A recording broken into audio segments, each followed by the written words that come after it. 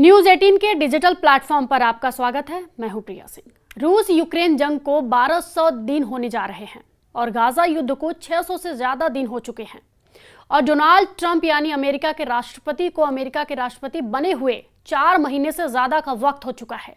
लेकिन हैरानी की बात यह है कि ऐसा पहली बार हो रहा है कि ट्रंप को अपने दोस्त और करीबी बताने वाले पुतिन और नेतन्याहू ट्रंप के लिए ही जानी दुश्मन साबित होने जा रहे हैं। हम आपको दिखाने जा रहे हैं कि 4 महीने से ज्यादा के कार्यकाल को देखने के बाद पुतिन और नेतन्याहू ने यूक्रेन और गाजा में पूरी तरह से कब्जा करने का प्लान बना लिया है, जिसने राष्ट्रपति ट्रंप के होश उड़ा दिए हैं। इस वक्त जहां अमेरिका को रूस और इजराइल से धोखा मिल रहा है, तो वहीं दूसरी तरफ ईरान की तरफ से अमेरिका को जंगी धमकियां तक मिलने लगी हैं। ऐसे हालात में वार एक्सपर्ट साफ दावा कर रहे हैं कि ट्रंप अब ट्रिपल ट्रैप में फंस चुके हैं, जो अमेरिका के लिए नासूर बनने जा रहा है। यानी अब युद्ध ना तो यूक्रेन में रुकेगा, ना पूर्ण युद्ध विराम गाजा में होगा और ना ही ईरान को अब अमेरिका परमाणु बम हासिल करने से रोक पाएगा। डोनाल्ड ट्रंप और व्लादिमीर पुतिन के रिश्तों में तनाव अब खुली धमकियों में बदल गया है। ट्रंप ने पुतिन को आग से खेलने की चेतावनी दी है, तो वहीं रूस ने WW3 से भी बड़ी तबाही की बात कह दी। पुतिन से दोस्ती की कोशिशों के बावजूद ट्रंप को निराशा मिली। ऐसे में रूस यूक्रेन युद्ध पर ट्रंप की शांति योजना भी फेल दिख रही है।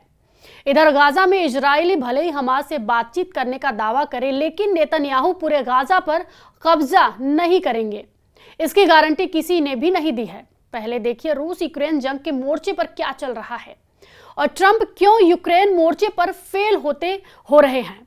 यूएन के मुताबिक 3.5 साल की जंग में 30 लाख यूक्रेनी अपने ही देश में दूसरे ठिकानों पर जा चुके हैं, जबकि 60 लाख से ज्यादा यूक्रेनी विदेशों में शरण लिए हुए हैं। इधर पुतिन ने अमेरिका और यूक्रेन को साफ कह दिया है कि अगर सीज फायर चाहते हो तो यूक्रेन के कम से कम 5 प्रांत रूस के हवाले कर दो।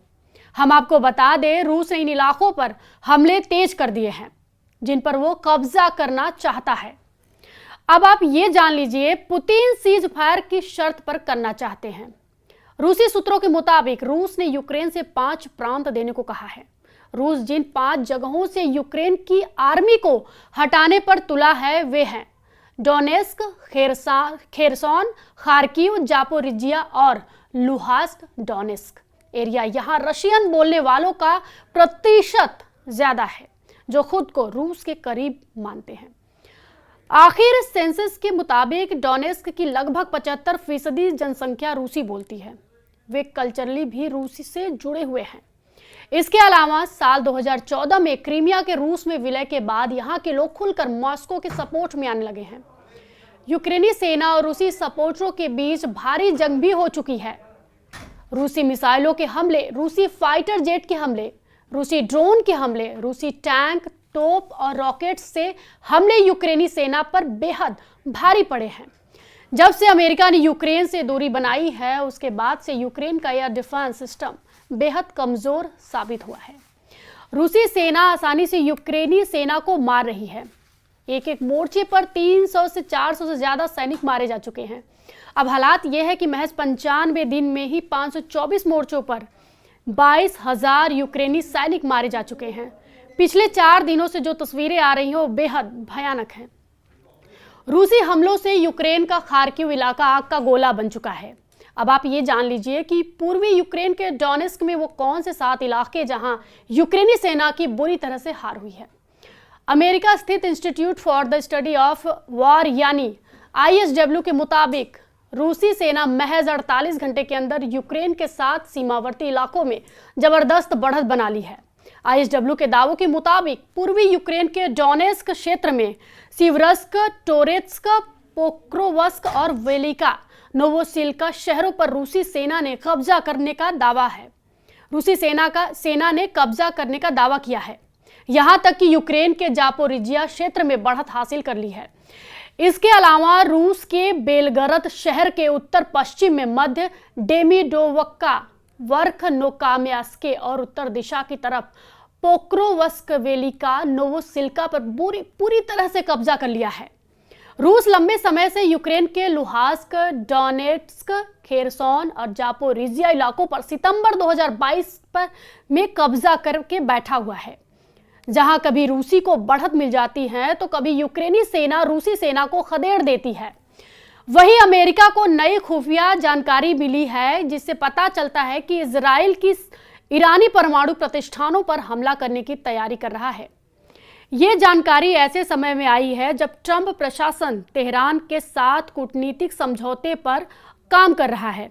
कई लोगों का मानना है कि इस प्रोग्राम के जरिए वो परमाणु हथियार बनाने की कोशिश कर रहा है, जैसा कि भारत और पाकिस्तान और इजराइल ने किया था। इन देशों के नागरिक परमाणु प्रोग्राम के नाम पर ही परमाणु हथियार विकसित कर लिए हैं। ईरान के बारे में माना जाता है कि वह परमाणु हथियारों के लिए दोहरे रास्ते अपना रहा है। असैन्य परमाणु प्लांट्स के प्लूटोनियम निकालना और ईरान से ही निकाले गए यूरेनियम का संवर्धन करना। ईरान इजराइल की सीमा से 2100 किलोमीटर दूर है।